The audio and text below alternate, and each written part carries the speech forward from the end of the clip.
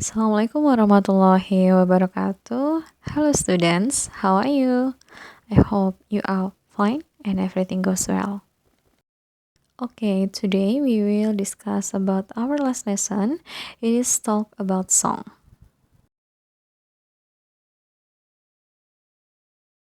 Nah, what is a song? Apa sih lagu itu? Di sini dijelaskan bahwa a song is a single work of music intended to be sung by the human voice with distinct and fixed pitch and patterns, using sound and silence and a variety of forms that often include the repetition of section. Nah, dalam bahasa Indonesia, lagu itu adalah karya musik tunggal yang dinyanyikan oleh suara manusia dengan nada dan pola yang berbeda dan tetap menggunakan suara dan keheningan dan berbagai bentuk yang sering kali mencakup pengulangan bagiannya.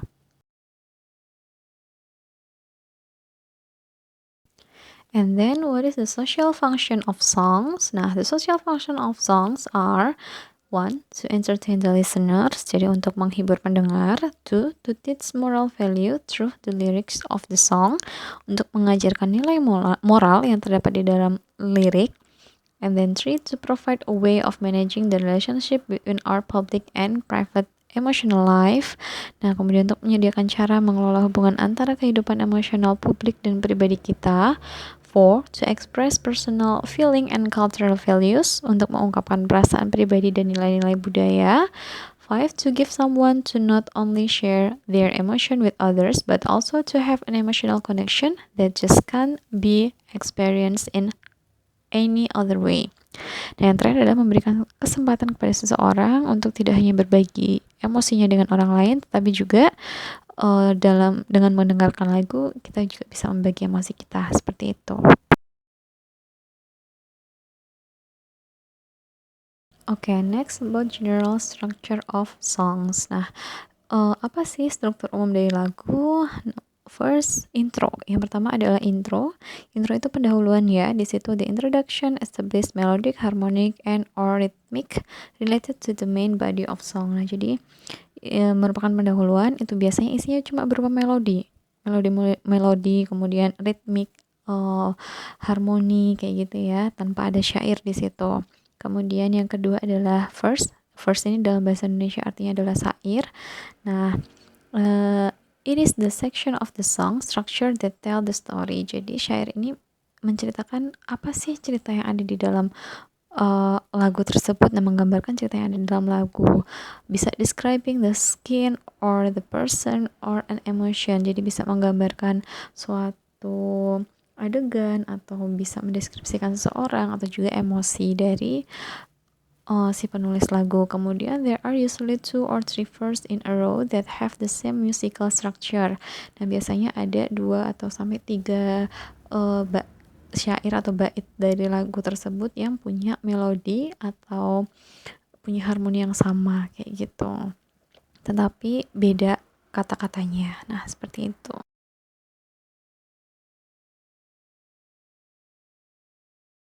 Nah, untuk struktur yang selanjutnya yaitu chorus of refrain.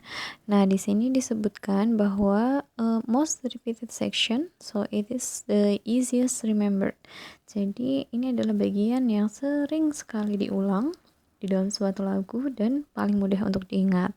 Kemudian the summary of the song story merupakan ringkasan dari cerita yang ada di dalam lagu, and then all the verse have been leading up the chorus and is usually the part of the song people sing along with. A chorus can come at the beginning of the song structure. It can also start in the middle or come at the end. Nah, jadi chorus ini letaknya bisa di awal, di tengah, atau di akhir suatu lagu kayak gitu ya. Kemudian, nah, ada bedanya ya antara chorus dan refrain atau yang sering kita dengar ref, disingkat ref gitu ya. Refrain itu disingkatnya biasanya ref. Nah, kalau ref ini adalah is any line that repeats in the song lyric, while a chorus is any group of line that repeated. Nah, beda ya. Kalau refrain itu dia adalah baris yang diulang, sedangkan kalau chorus itu adalah grup dari baris yang diulang kayak gitu. Oke, selanjutnya ada break. Nah, break di sini adalah jeda. Di situ ya, pause. Jeda for the core melody within a song used to add further dimension and excitement. Nah, jadi adalah jeda singkat untuk melodi inti dalam suatu lagu. Itu disebut dengan break. Nah, kemudian ada bridge. Bridge ini the part of the song that shift.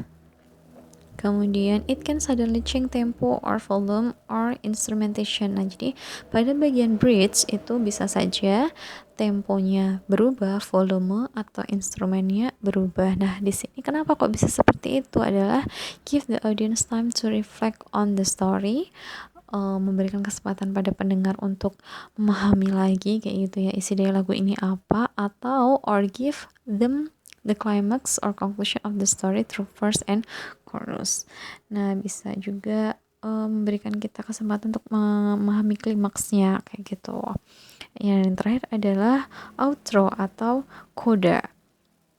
Outro or coda, this is the end of the road all for the song. It can repeat the intro, chorus, or a refrain as an outro. Nah, jadi letaknya di akhir dari suatu lagu. Nah, biasanya itu yang jadi koda itu adalah bisa chorusnya, refrainnya, atau itu ya, atau intronya.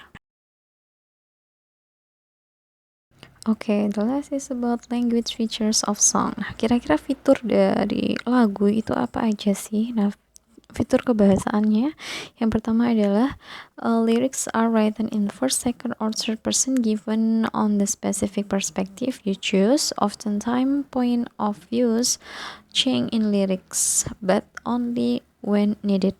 Jadi yang pertama itu ditulis dalam urut orang pertama, kedua, atau ketiga, terserah itu berdasarkan penulis yang milih kayak gitu ya. Kemudian seringkali sudut pandangnya itu bisa berubah-ubah, tetapi hanya jika diperlukan.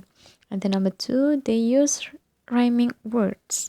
Nah, mereka menggunakan kata-kata yang berirama. Nah, ada syair yang berirama kan di situ. Nah, usually song use a familiar catchy tune or rhyme. Biasanya lagu menggunakan nada dan rima yang catchy, jadi easy listening di telinga kita. Kenapa? Karena musiknya catchy gitu, mudah untuk kita tangkap.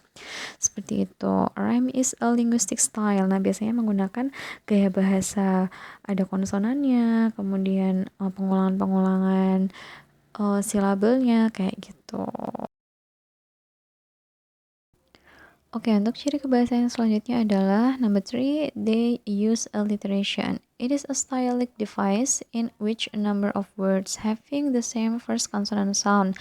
Masih ingat kan aliterasi kemarin saat kita bahas puisi itu apa?